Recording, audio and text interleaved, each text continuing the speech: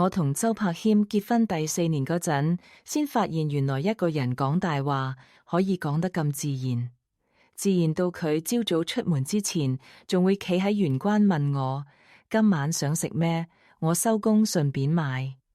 自然到佢臨走嗰陣，會低頭親一親我額頭。自然到我幫佢執件西裝去乾洗，隻手伸入內袋，摸到嗰張酒店收據之前，都未認真懷疑過佢。嗰日係星期3，下晝3點幾，我特登請咗半日假，返荃灣等師傅上門睇廚房去水位。師傅遲到，我順手執衣櫃。柏謙前一晚話件深灰色西裝拎到豉油，叫我得閒幫佢拎去乾洗。我將銀包、卡片套同幾張停車場收據逐樣拎出嚟，最後摸到一張折成4方形嘅紙，紙上印住一間位於佐敦嘅休憩酒店，入住時間係今日下晝1點40分，3個鐘，房租680蚊。我望住上面嘅日期，睇咗足足3次。柏謙今朝明明話要去九龍灣同凍肉供應商開會，12點半佢仲傳咗張餐廳門口相俾我，話同事請食晏，今晚可能遲少少返。我拎起電話撳開我哋個 WhatsApp 對話，相入面嘅餐廳招牌好清楚，但係玻璃門影出嚟嘅街景，我越睇越覺得唔對路。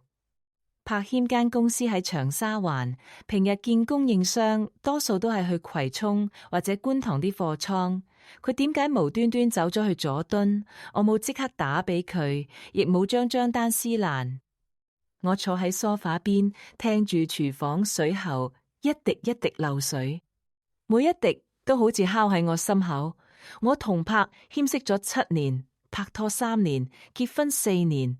結婚嗰陣，我31歲，媽咪曾經問過我係咪真係認定呢個人。我話柏謙未必最叻，但係勝在老實，對屋企有交代。當年過大禮，周家母刻意擺闊，禮金188000蚊，4對龍鳳膾。家婆梁美蓮仲當住我媽咪面講，子晴入咗我哋周家門，就係我個女。兩公婆有咩唔啱，唔可以淨係叫個新抱忍。嗰陣我真係覺得自己好好彩，人哋成日話家婆新抱難相處，我同美蓮姨偏偏好夾。未結婚之前我叫佢美蓮姨，結婚之後我一直改口叫佢媽。佢以前同家翁喺荃灣街市附近開燒味鋪，天未光就起身做嘢。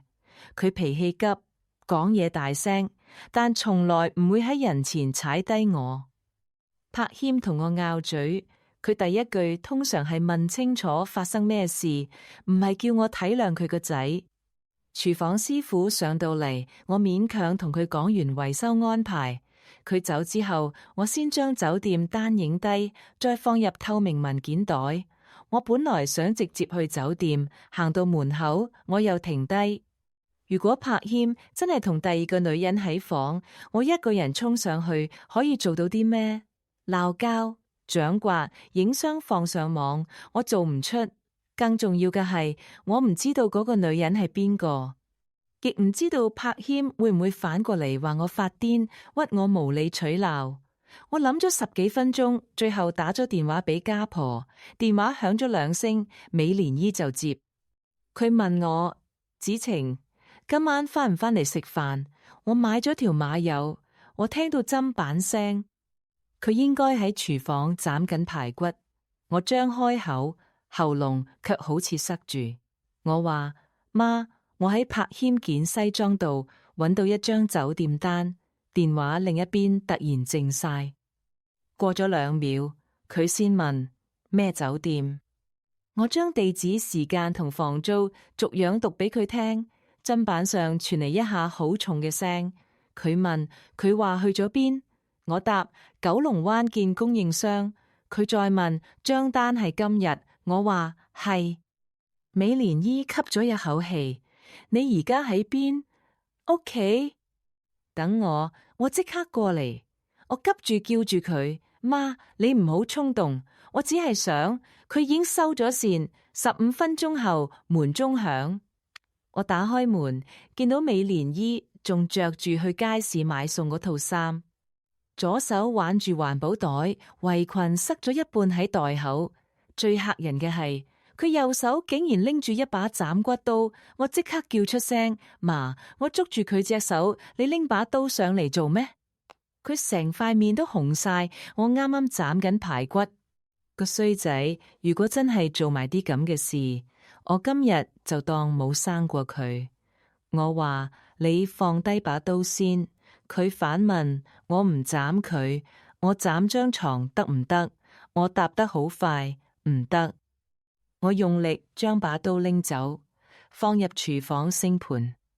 我叫你過嚟係因為我唔想自己一個人去，但我哋係去睇清楚，唔係去坐監。美蓮姨企喺廚房門口，胸口一上一落，過咗一陣，佢先慢慢冷靜落嚟。佢點點頭，你講得啱。佢轉身行去鞋櫃，我以為佢要換鞋，點知佢拉開最底層嘅抽筒，拎出一支細細支嘅防狼噴霧。佢話呢一支可以戴。我問你點解會有呢樣嘢？佢答以前收鋪收得夜，國強買俾我防身。我提醒佢，你唔可以亂噴，佢將噴霧揸實，只要個衰仔唔喐手，我就唔噴。我望住佢，真係唔知應該嬲定應該笑。最後我拎起手袋同文件袋，出門之前，美蓮姨突然拉住我，佢望實我，子晴，無論等陣見到啲咩，你都要記住一樣嘢。我問咩？佢把聲比平時低好多。做錯事嗰個唔係你，你唔使因為佢做錯事覺得自己失禮，更加唔使幫周家姐醜。柏謙係我生嘅，但係如果佢唔做人，我第一個唔會放過佢。我鼻尖忽然一酸，由荃灣去佐敦，的士車程唔算長，但係嗰20幾分鐘，我覺得好似坐咗成晚。美蓮姨一路望住窗外，冇再鬧。我就將酒店收據攤喺膝頭，去到酒店樓下，我再打柏謙電話，電話響咗好耐，冇人聽。半分鐘後，佢傳信息俾我，仲開緊會，唔方便講。我將畫面遞俾美蓮姨睇，佢嘴角抽咗一下，佢抬頭望住酒店招牌，冷冷咁講：好，咁我哋就上去睇下，佢究竟同邊個開會。嗰間休憩酒店藏喺一棟舊商住大廈樓上，地下入口窄得只容得2個人並排行。升降機門打開嗰陣，有對年輕男女低住頭行出嚟。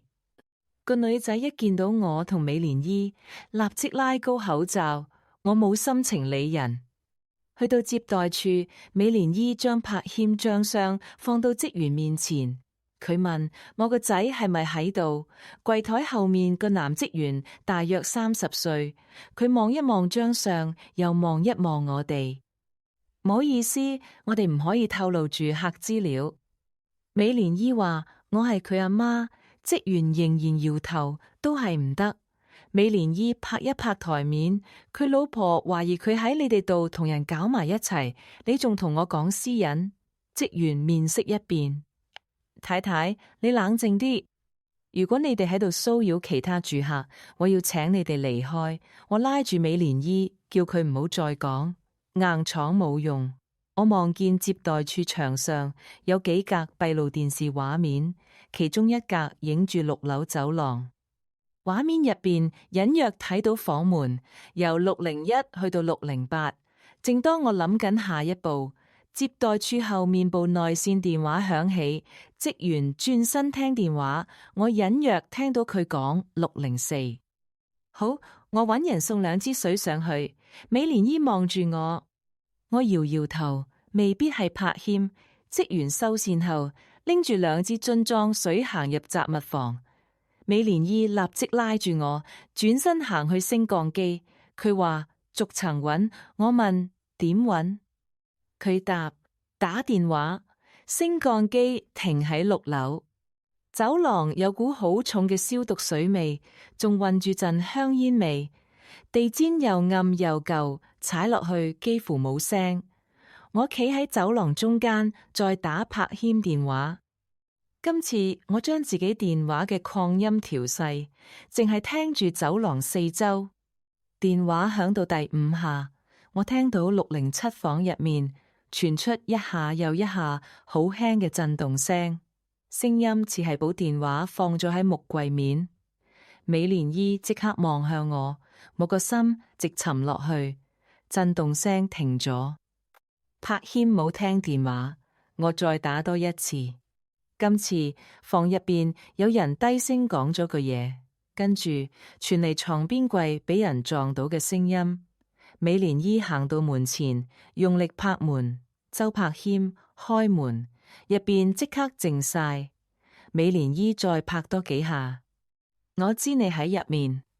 佢提高聲線：你阿爸喺街暈低咗，救護車送緊佢去醫院，你即刻同我開門。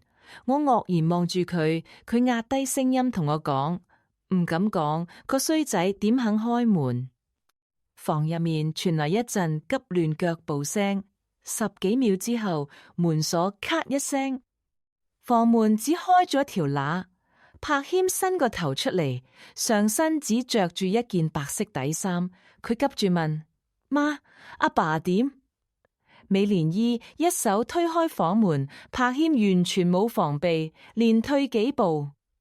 佢即刻講：媽，你聽我解釋。美蓮姨指住佢解釋你點解除成件底衫。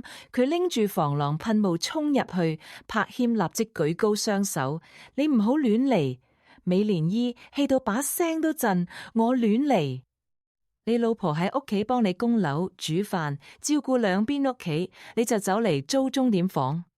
房入面有一張雙人床，床尾散住柏謙件恤衫同條皮帶，浴室門半掩，地下擺住一對女裝平底鞋。我企喺門口，雙腳好似黐實咗。真正見到嗰一刻，我反而冇喊，我只係覺得房入邊所有聲音突然離我好遠。柏謙衝過嚟，想捉我隻手。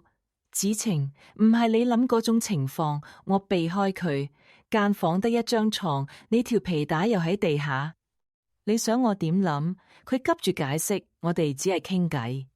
美蓮姨轉身指住張床，傾偈要除皮帶。柏謙塊面由紅變白。房間角落放住一張細沙發，有個女人縮喺窗簾旁邊，背向住我哋。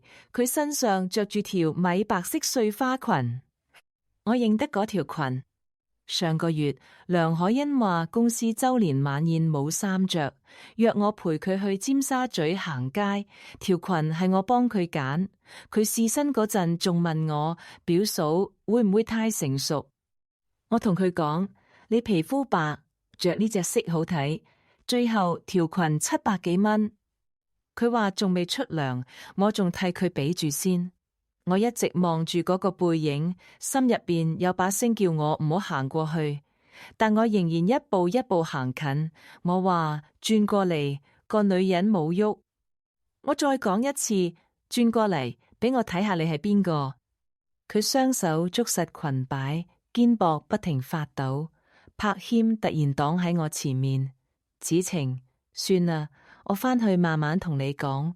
佢呢個動作已經答咗我。我推開佢，沙發上個女人終於抬起頭，長頭髮散喺面邊，眼線化開咗，嘴唇一啲血色都冇。真係梁可欣，叫咗我4年表嫂嘅梁可欣。美蓮姨仲企喺床邊鬧緊柏謙，佢個角度俾衣櫃擋住，未睇清楚可欣塊面。我第一個反應唔係衝上去打人，而係驚。美蓮姨有高血壓，上年先因為心好痛入過急症室。如果佢知道個女人係自己包底養大嘅女，我驚佢當場受唔住。更何況佢手上仲拎住防狼噴霧。我即刻轉身行去佢面前，張開雙手擋住佢視線。我話：媽，走！佢瞪住我，走嗎？我要睇下係邊個女人，我捉實佢手腕，唔使睇，我哋出去先。佢問子晴，你做咩？我話出去再講。我用身體遮住佢，拉住佢向房門行。柏謙企喺後面，唔敢出聲。可恩亦冇追出嚟。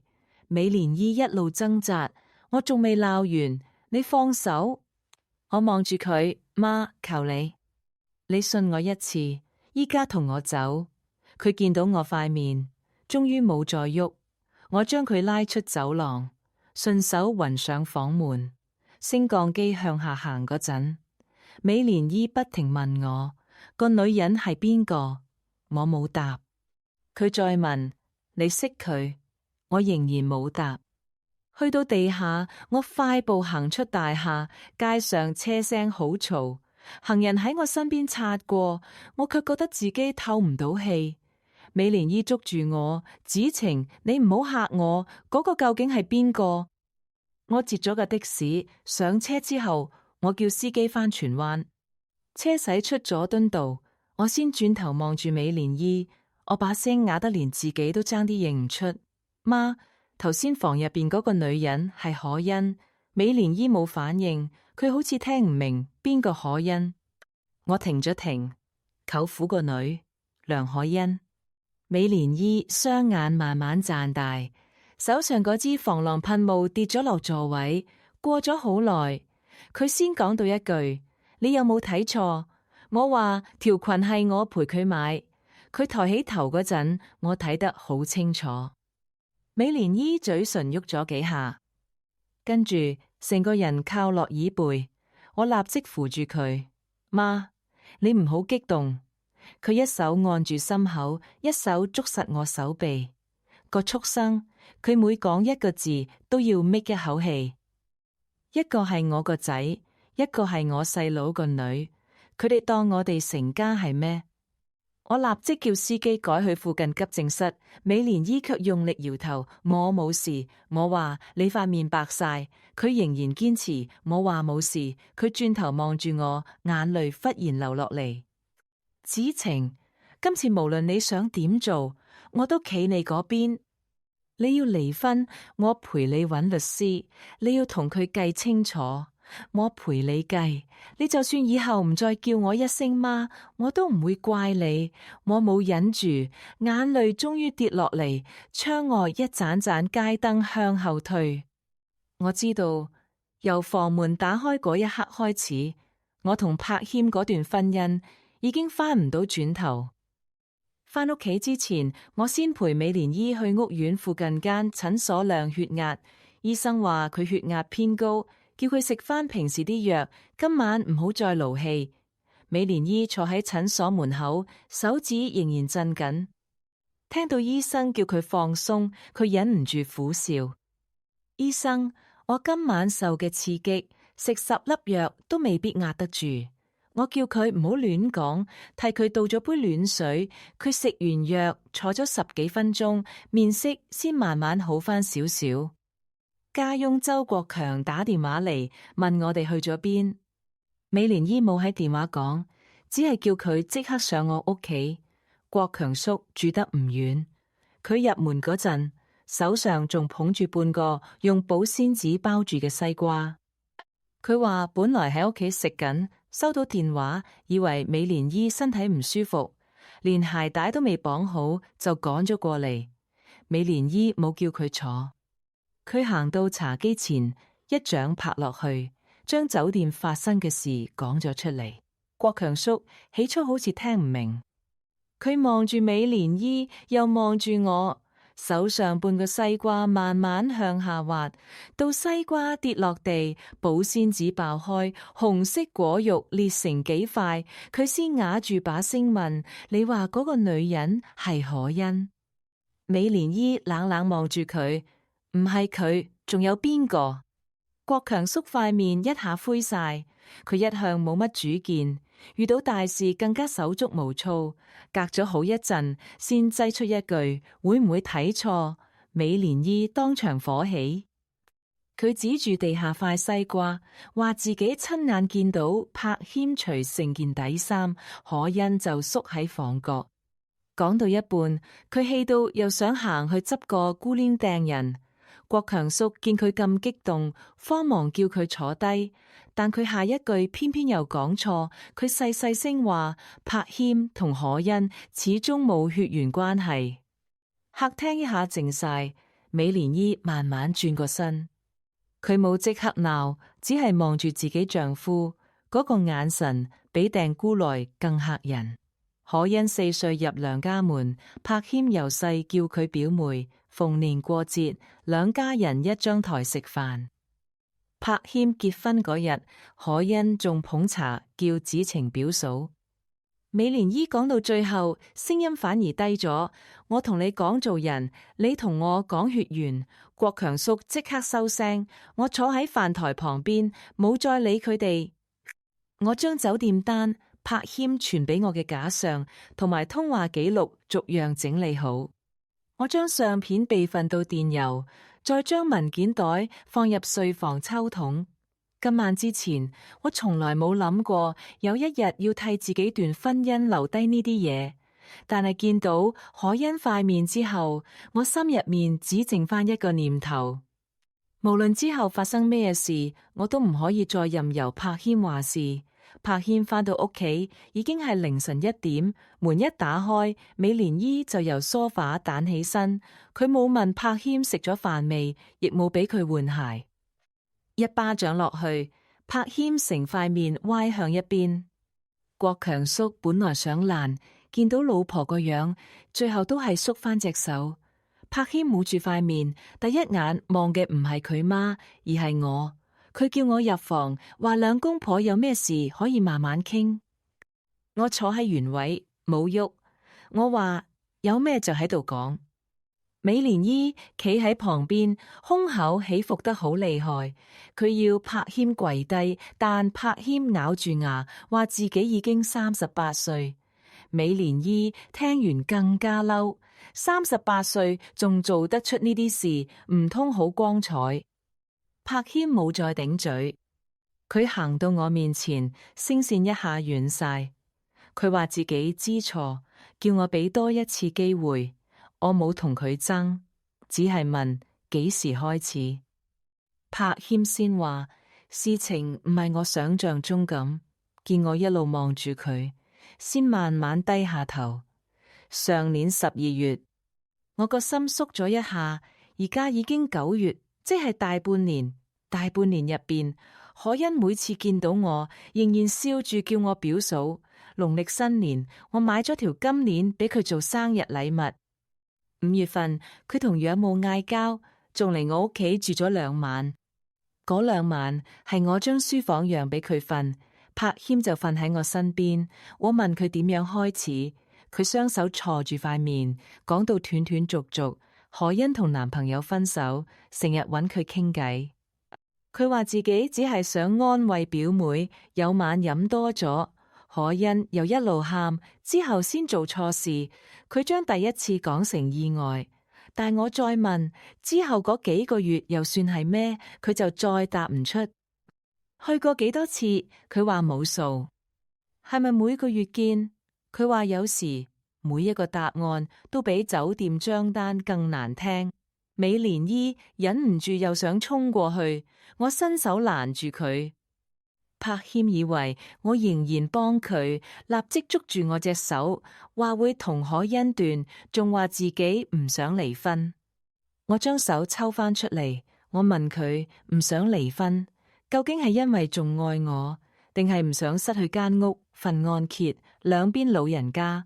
同埋依家安穩嘅生活，柏謙即刻話愛我。我望住佢，忽然覺得呢2個字好陌生。下晝同第2個女人喺酒店，夜晚翻嚟同老婆講愛，佢竟然仲可以話男人有時會行錯一步。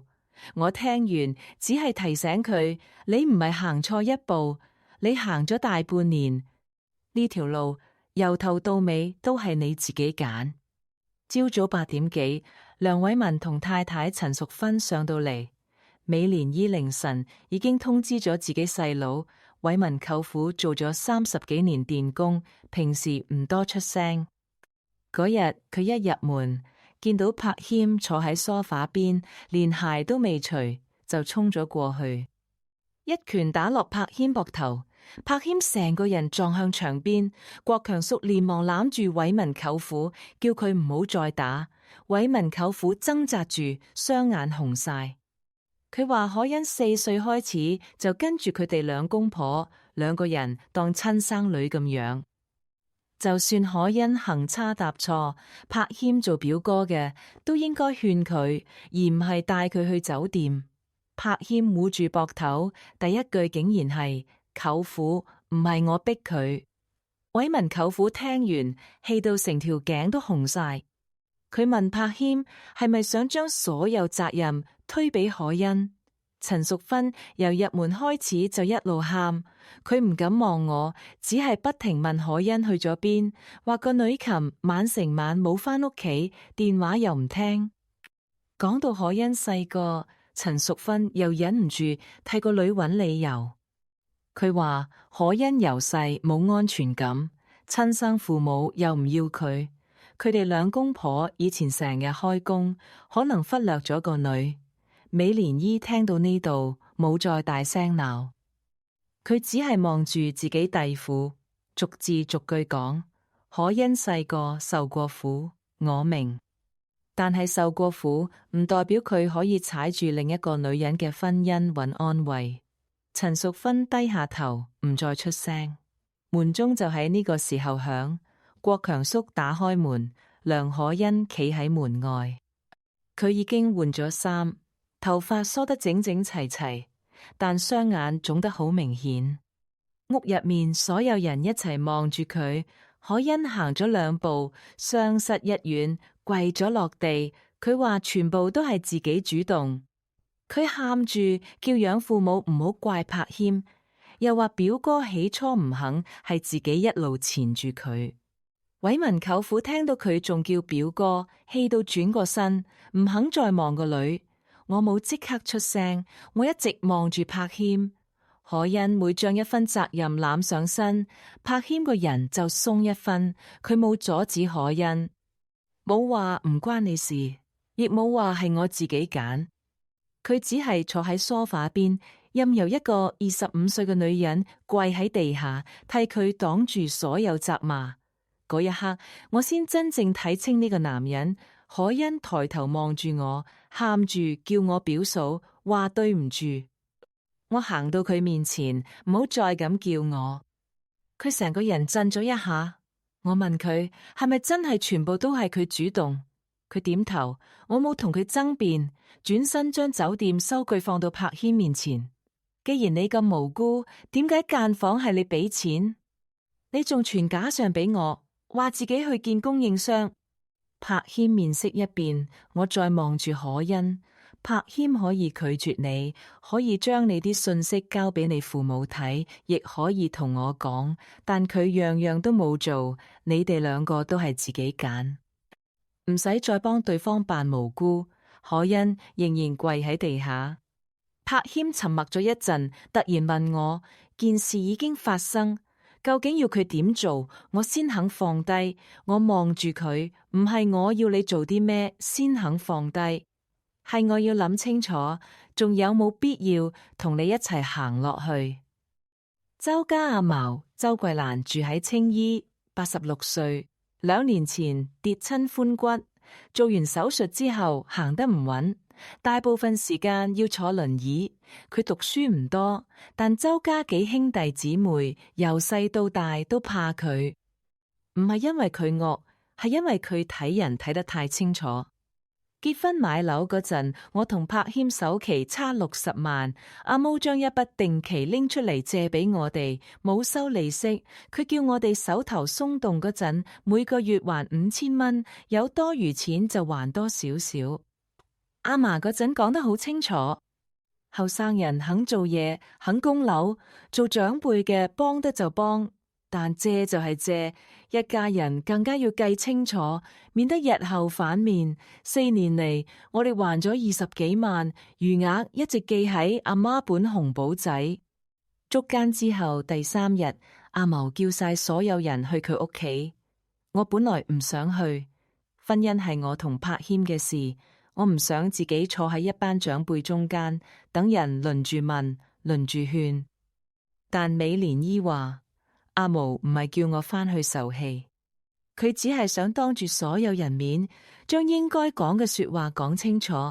下晝2點，我去到阿毛屋企，屋內電視冇開，平日放滿生果同藥盒嘅茶几，今日特登收拾乾淨。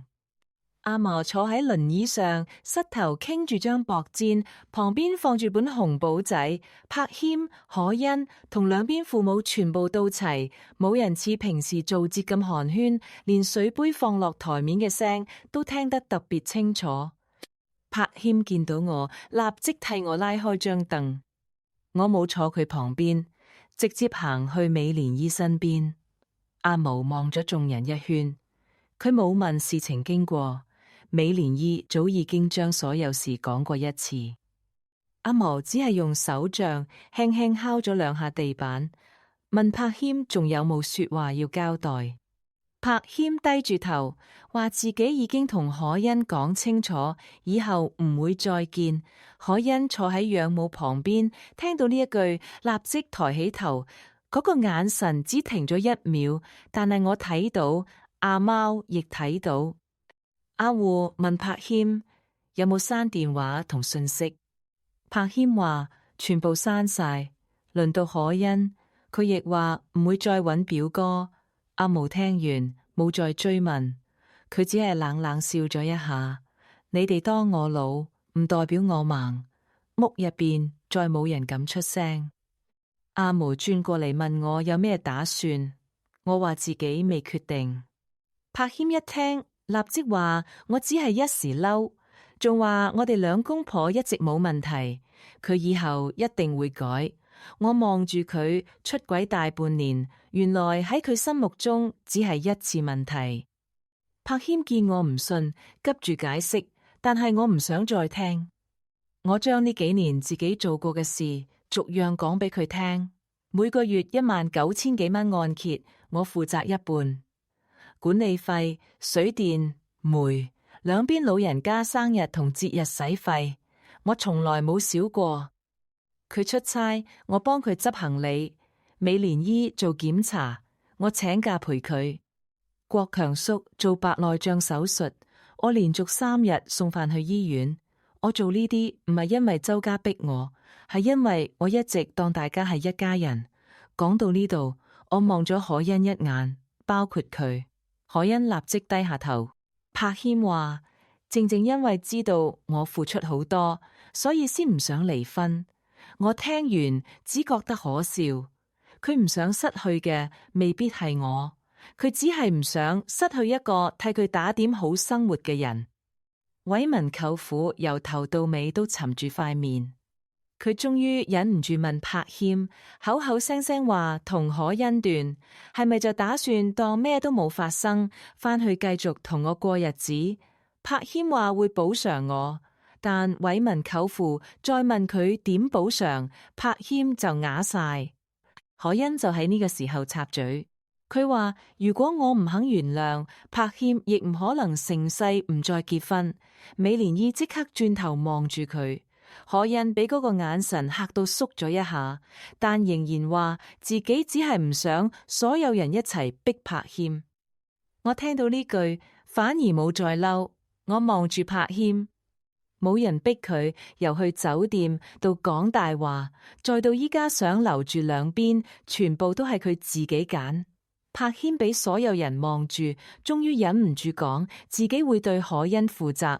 屋內一下靜晒。可欣慢慢抬起頭，眼神竟然亮咗一下。柏謙察覺自己講漏嘴，立即改口，話只係覺得可欣因為件事受傷，自己唔可以完全唔理。我問佢想點負責，佢又話未諗清楚。到呢一刻，我已經唔想再俾佢兜圈。你對我負責咗4年，依家又話要對佢負責，咁我算咩？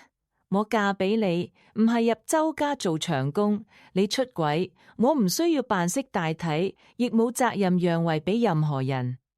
你要揀可欣就直接講。唔好一邊想留住間屋同老婆，一邊又同第二個女人講負責。美蓮姨坐喺我身邊，用力握住我隻手。柏謙見形勢唔對，又再強調自己已經同可恩斷咗。我等嘅就係呢句。我打開手袋，拎出一張折得好細嘅紙。嗰張紙原本攝喺柏謙個卡片套序入邊。捉奸第二朝，我整理翻佢件西裝啲物件時，先發現夾層仲有張時裝店收據。收據背面用藍色原子筆寫住幾句說話：表哥，星期五收工後照舊，我喺舊地方等你，唔好再話冇時間。可恩，收據日期係捉奸前一日。我將紙條放到台面。柏謙望到嗰幾行字，面上最後一點血色都退晒。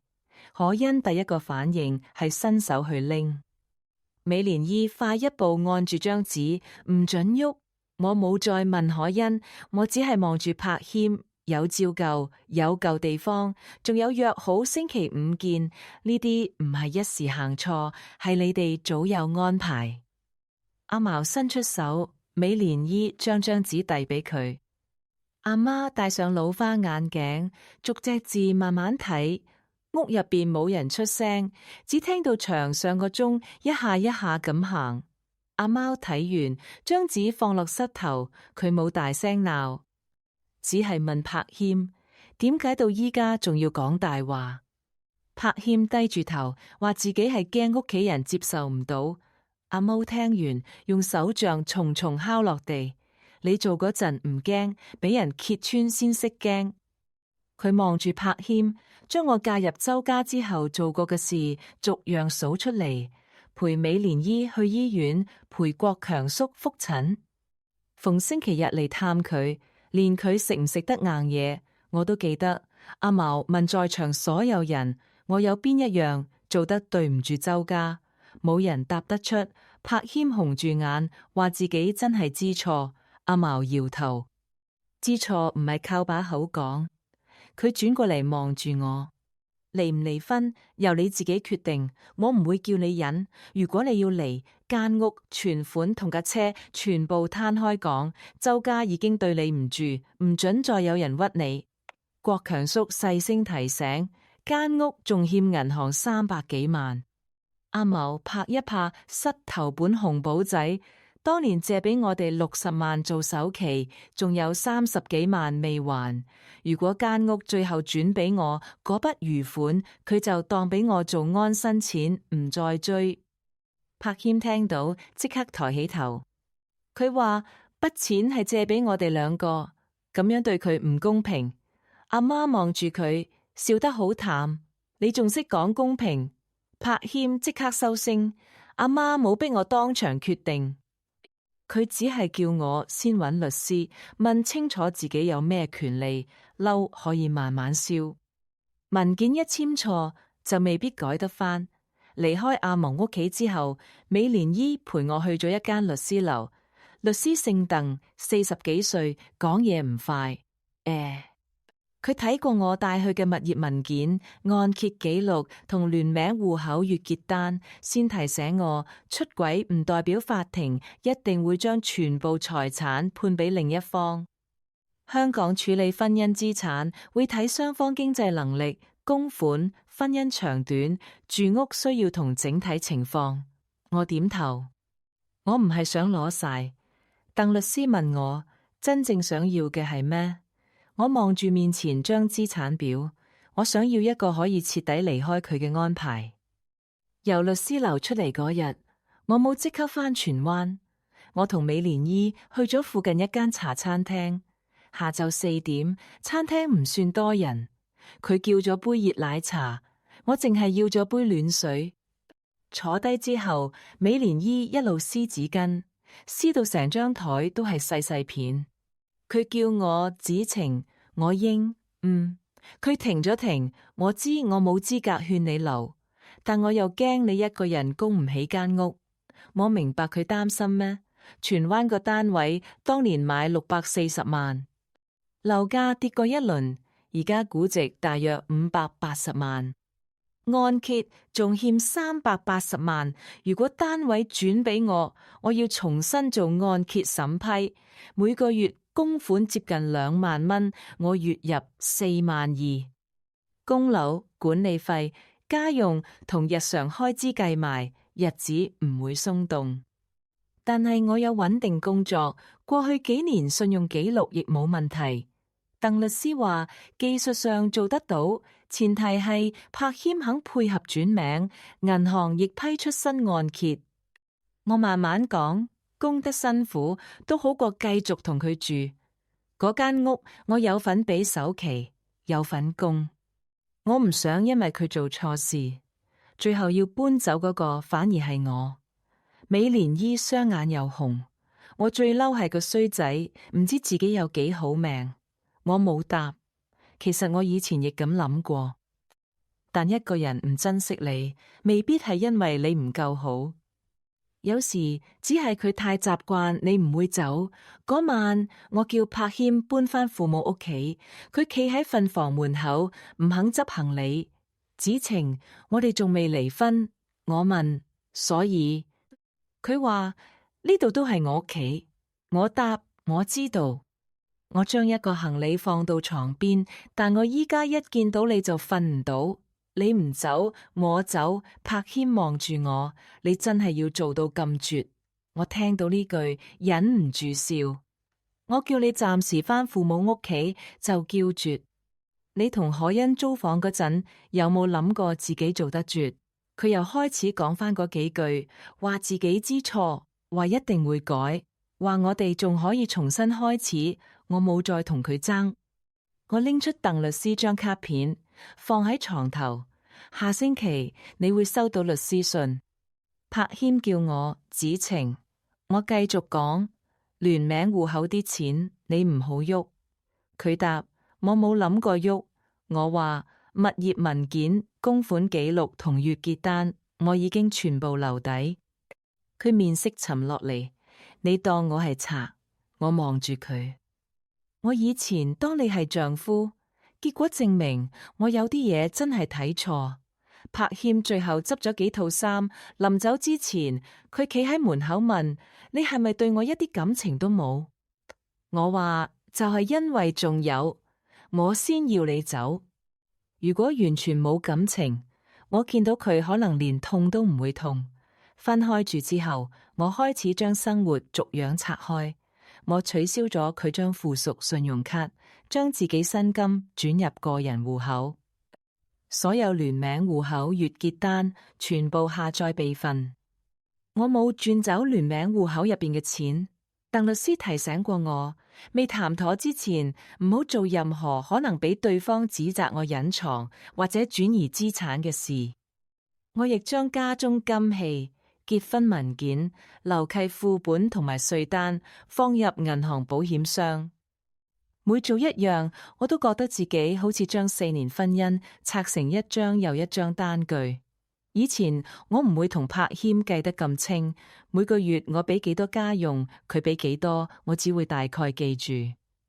屋企買張梳化，邊個張卡有優惠就邊個俾。兩家人食飯，邊個方便就邊個埋單。我一直覺得夫妻唔應該樣樣分到盡，但信任冇咗之後，連一包米、一部冷氣機都可能變成談判內容。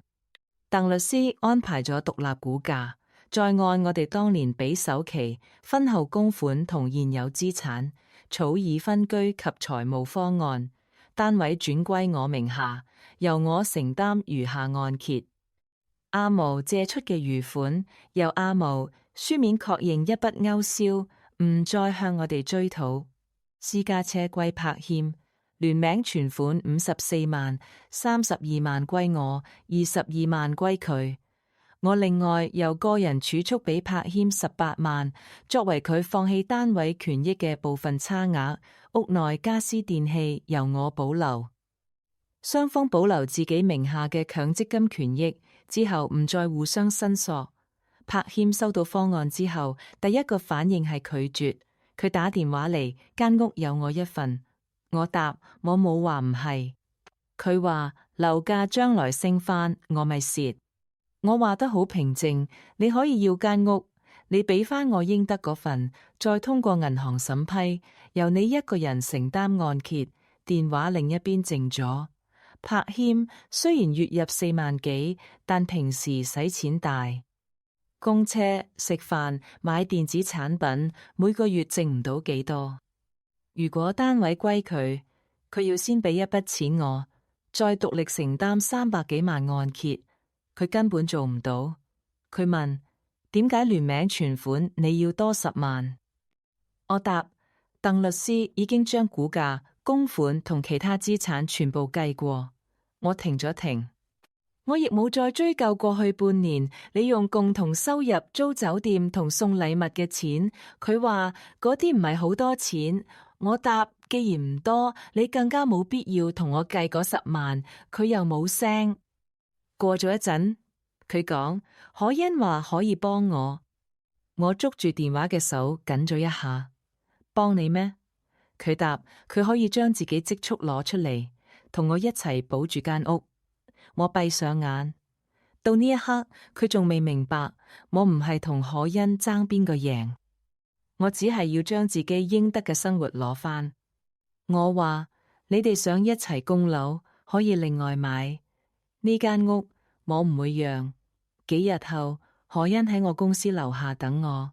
午飯時間，我一出大堂就見到佢。佢着住黑色長袖衫，成個人瘦咗一圈。佢叫我表嫂，我想同你傾兩句。我答，我講過，唔好再咁叫我。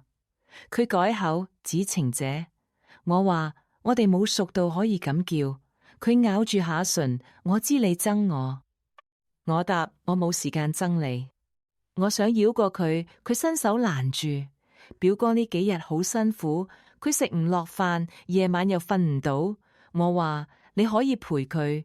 佢話佢最在意嗰個始終係你。我望住佢，你今日嚟係想我同佢復合，定係想我快啲簽文件，等你同佢一齊？可恩塊面一紅。我只係唔想你攞走間屋。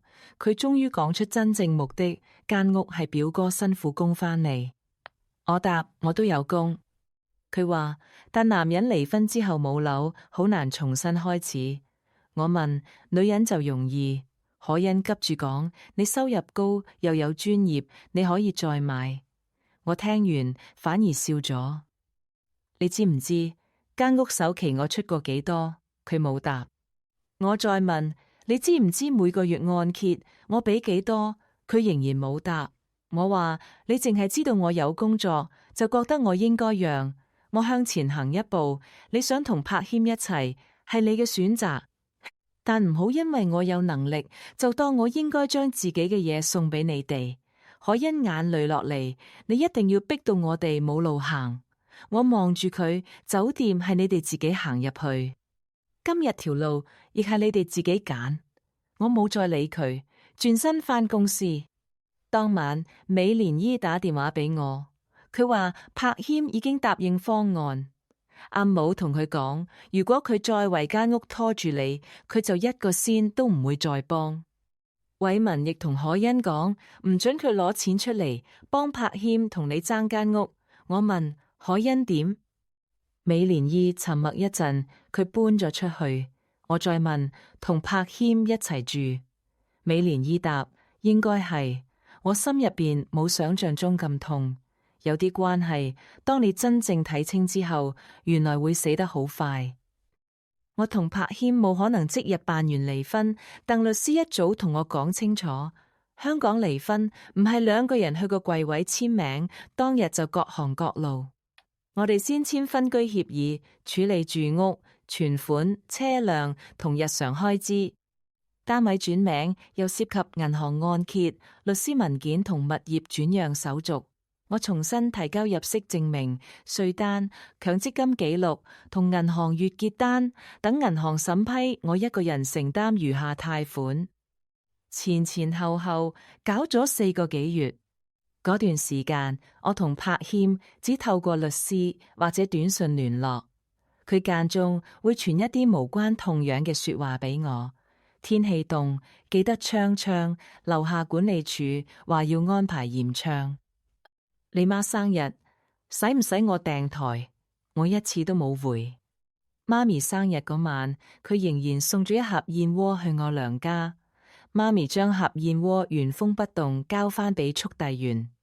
佢話個人都唔要，仲留佢盒嘢做咩？我搬返娘家住咗2個月，唔係因為柏謙霸住間屋，係因為我每晚瞓喺嗰張床，都會諗起酒店房入面散落喺地上嗰條皮帶。媽咪蘇慧珍冇追問我太多，佢以前做改衣，喺屋村商場租過一個細鋪位。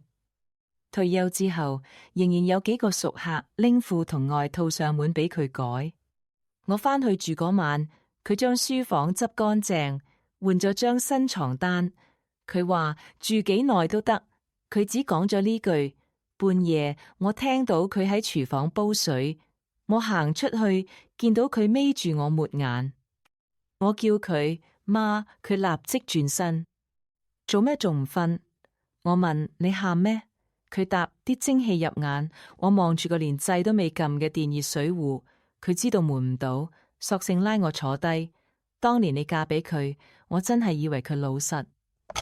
我答我都以為。佢拍拍我隻手，唔緊要，睇錯一個人唔代表你成世都錯。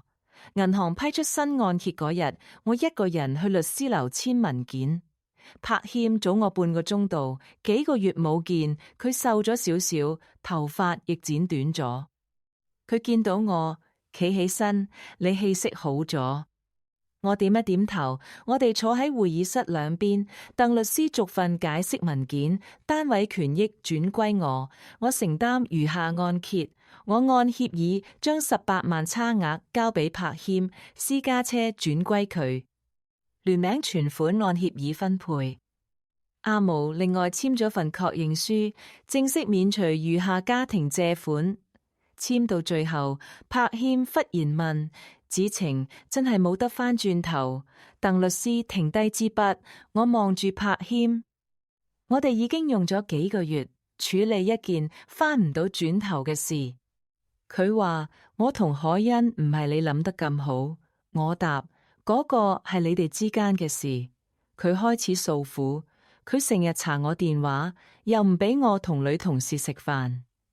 我返工遲少少，佢就話我會對佢做返同一樣嘅事。我靜靜聽住。柏謙苦笑，有時我都會諗，我究竟為咗咩？我話你唔係為咗佢先出軌，係你自己想做，所以你做。依家你哋過得好唔好，都唔應該再由我負責。佢低下頭，最後嗰份文件，佢冇再猶豫。我哋簽咗分居協議之後，按律師安排處理離婚申請，因為冇子女，財務安排亦已經簽妥，雙方冇再爭議。法庭審閱文件之後，先批出暫准離婚令。到法定等候期過後，程序完成，我先正式收到最後嘅離婚文件。由酒店捉姦到正式離婚，唔係幾日，亦唔係幾個星期。前後用咗1年幾，嗰1年入邊，我由每晚失眠到可以一覺瞓到天光，由聽到柏謙個名就心口發緊，到可以平靜咁同律師核對每一份文件。離婚程序完成之前，柏謙同可恩已經開始籌備婚禮，偉文舅父一直反對，但可恩搬出去之後，幾個月冇返過屋企。陳淑芬偷偷俾錢佢交租，又瞞住丈夫陪佢揀裙。等我同柏謙正式離婚之後，佢哋先去註冊，再喺一間細酒樓擺酒，只擺6圍。美蓮姨同郭強叔冇出席。阿毛更加直接講，做過啲咁嘅事，仲想我坐主家席，我冇咁厚面皮。有幾個唔知內情嘅朋友去咗，但周梁兩家大部分親戚都推話有事冇睹。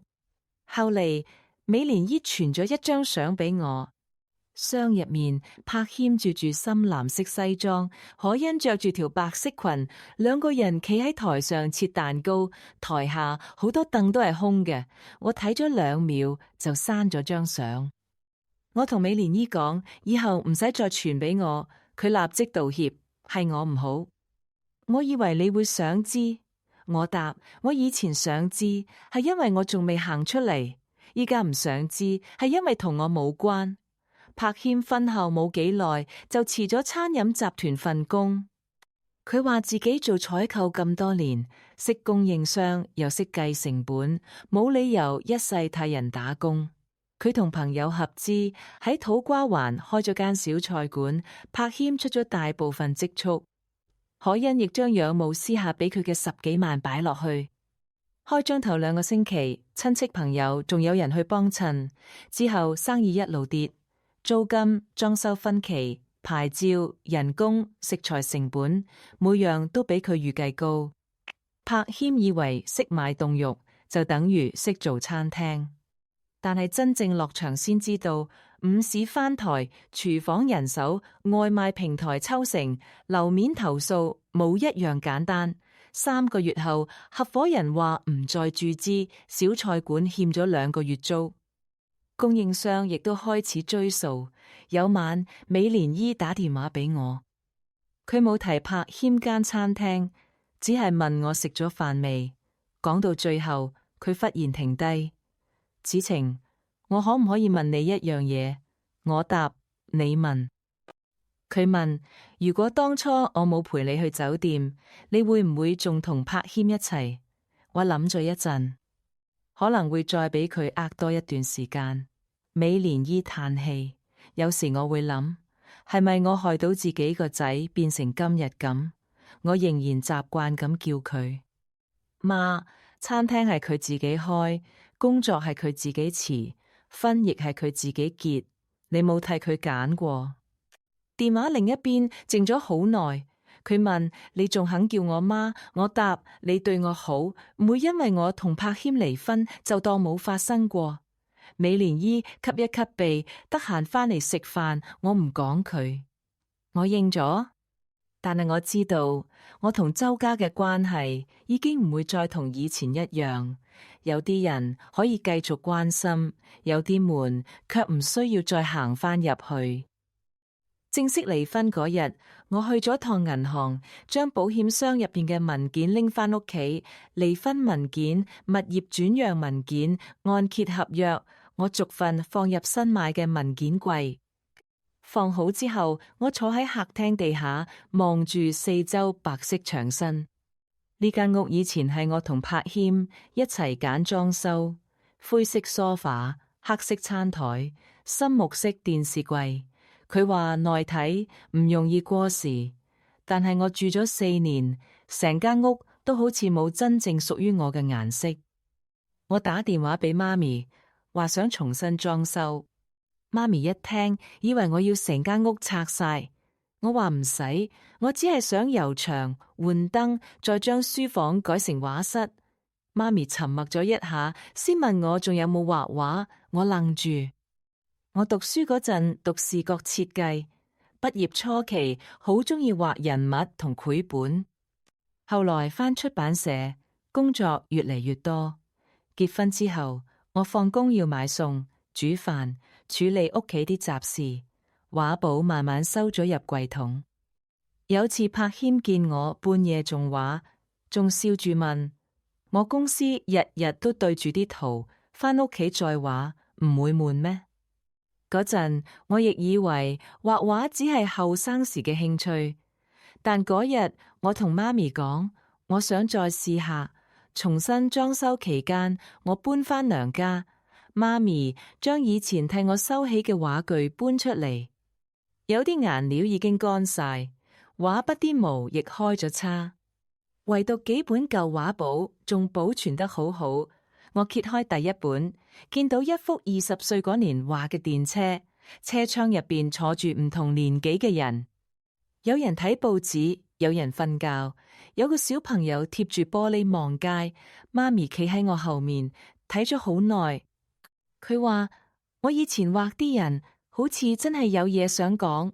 我笑咗笑，話依家可能畫唔返。媽咪將杯茶放到台面，手生眉再練。你35歲，唔係85歲。我由每日畫15分鐘開始，最初畫出嚟啲線又硬又亂。我畫完就想搣，媽咪每次都攔住我，叫我唔靚都留低。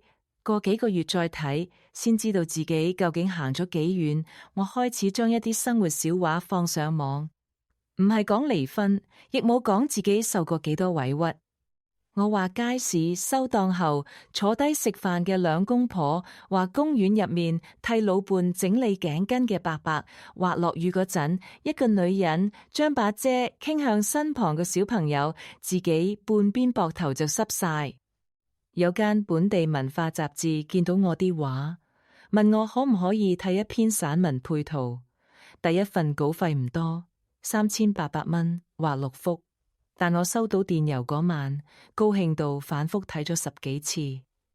之後陸續有出版社、社福機構同教育平台揾我。我當時仍然有正職，只可以夜晚同星期日畫。最忙嗰段時間，我朝早8點出門，夜晚11點幾先停筆，辛苦，但同以前唔同。以前我忙完，只覺得自己不停替人填補生活。依家每完成一張圖，我都知道自己又向前行咗一步。1年後，我辭去出版社，全職工作。上司挽留我，話我再做2年，好有機會帶成隊人。我冇即刻答。我將幾份長期合作合約放到台面，再將自己計過嘅收入同埋開支俾佢睇。我唔係一時衝動，收入未必每個月一樣，但係平均已經高過原本人工。我亦儲咗一筆足夠應付1年開支嘅錢，強積金、保險、稅項同工作室租金，我全部計過。最後，我喺荔枝角租咗一個500幾尺嘅細單位，窗口望到一排舊工廈，地方唔豪華，但朝早有陽光照入嚟。我請咗2個啱啱畢業嘅年輕插畫師，一個擅長兒童角色，一個擅長排版。工作室開張嗰日，媽咪煲咗一大煲紅豆沙，美蓮姨亦有嚟。佢拎住一盆發財樹，企喺門口問自己入嚟會唔會唔方便。我接過盆栽，叫佢唔好再講傻話。佢望住牆上晴日畫房4個字，眼圈慢慢紅。媽咪聽到佢讚個名好聽，立即笑住澄清，話自己淨係識改褲腳。個名係我諗，2個老人家第一次坐埋一張台食紅豆沙，冇人提柏謙。臨走之前，美蓮姨先話阿毛近排成日問起我。第2個星期，我去青衣探阿毛，佢見到我，第1句就問間屋供唔供得掂。第2句問工作室出唔出得起糧，第3句就問我有冇拍拖，我話未有。阿盧皺住眉，叫我慢慢揀，唔好因為驚再睇錯，就一個都唔肯睇。我替佢蓋好膝頭張氈，佢伸手拍我手背，你唔再係周家新抱，但你仲係我睇住嘅後生女。離開阿毛屋企嗰陣，美蓮姨陪我落樓，升降機入面，佢幾次想講又停。我一睇佢翻手指，就知道同柏謙有關。美蓮姨見瞞唔到，先話柏謙間小菜館執咗，唔止欠租，裝修分期、食材數同供應商尾數，全部一齊追上門。餐廳執笠嗰日，廚房啲爐、雪櫃同台凳急住賣俾二手鋪，只收得返原價一小部分，原本落咗去嘅積蓄幾乎1蚊都冇剩。柏謙嘅車亦賣埋，用嚟還部分欠款，但係賣完車條數仍然未清。美蓮姨去過佢哋住嗰個單位一次，門口擺住幾封催款信，客廳連盞主燈都冇開，慳電慳到，只用一盞細燈。結婚時掛喺牆上嗰張相已經反轉扣喺櫃面。可欣日頭喺時裝店返全職，夜晚再幫人做直播執貨。柏謙就接啲散工同短期採購工作。以前佢嫌人工唔夠高，依家有工開已經唔敢揀，但兩個人之間冇一個肯認自己錯。可欣嫌柏謙冇本事，開鋪之前講到自己識晒成行，最後連人工都出唔起。柏謙就反過嚟怪可欣，話如果唔係佢將10幾萬積蓄擺落間鋪，自己就唔會急住擴充生意。兩個人一嘈起上嚟，就將酒店、離婚同間屋全部翻出嚟講。可欣開始查柏謙電話，柏謙夜少少翻屋企，佢就懷疑佢又同第二個女人一齊。柏謙俾佢問多兩句，就鬧佢當初明知自己有老婆都肯跟。依家又扮驚人哋搶走個老公。美蓮姨講到呢度停咗好耐，佢話上個月可欣返娘家喊，佢手臂有一笪瘀痕，唔係柏謙打佢，係兩個人爭住搶電話時，佢自己撞到櫃角。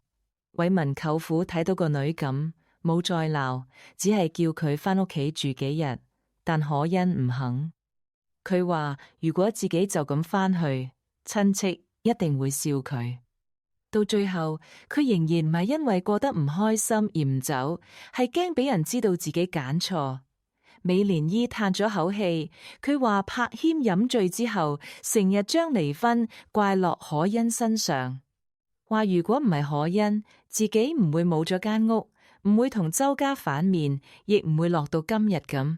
我聽完冇覺得意外，柏謙當初同我講係可欣主動，到阿戶面前又話會對可欣負責，依家生活過得唔好就再怪返可欣，佢一直都係咁，自己揀錯路就想揾第二個人替佢負責。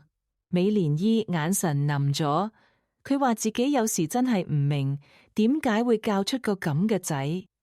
我望住佢，你教過佢？但係佢38歲之後點做人，唔係你控制得到。美蓮姨冇再講。升降機到咗地下，門打開嗰陣，外面有陽光照入嚟。我同美蓮姨一前一後行出去。我冇問柏謙欠咗幾多錢，亦冇問佢同可欣仲可以捱幾耐。嗰啲已經唔再係我要處理嘅生活。之後幾年，我替幾本兒童書同散文集畫插畫，其中一本講香港舊區生活嘅散文集，出版社將我個名印咗喺書名頁。新書送到工作室嗰日，我摸住本書睇咗好耐。書入面有一幅圖，畫住一個女人企喺十字路口，佢身後有盞壞咗嘅燈，前面條街卻照到陽光。編輯問我幅畫係咪有特別意思，我話冇。只係覺得一個人行到路口，未必要即刻知道終點喺邊，肯踏出第一步就已經同停喺原地唔一樣。某個星期三，我去佐敦見客，傾完工作，我沿住彌敦道行去港鐵站，經過一棟舊商住大廈嗰陣，我無意中抬頭，以前嗰間休憩酒店已經執咗，招牌拆走，換成一間牙科診所。大廈入口重新油過，連當年嗰盞暗黃色燈都冇埋。我停低咗2秒，嗰日下晝嘅畫面曾經困住我好耐。酒店單、走廊、房門、碎花裙。以前每次諗起，我都會問自己，點解柏謙要咁對我？後來我先明白，答案其實冇咁重要。佢背叛我，只係證明咗佢係一個點樣嘅人。從來唔代表我唔值得俾人好好對待。身後有人趕住過馬路，唔小心撞到我膊頭，對方回頭講咗句唔好意思，我搖搖頭，繼續向前行。電話喺袋入邊響，係工作室同事。出版社覆咗，下一套書都想交俾我哋做。我問預算，同事話比上一本多2成。我笑咗，叫佢哋將時間表傳過嚟。我返到工作室再傾。交通燈轉綠，我跟住人群過馬路，冇再回頭望嗰棟大廈。嗰道房門曾經將我最唔想見到嘅真相推到眼前，但行出嗰道門之後，我先真正攞返自己屋企條鎖匙。而家我每朝醒嚟，窗邊有我自己揀嘅燈，牆上掛住我自己畫嘅畫，客廳唔再係灰色，我亦唔再需要等任何人返屋企，先覺得自己嘅一日完整。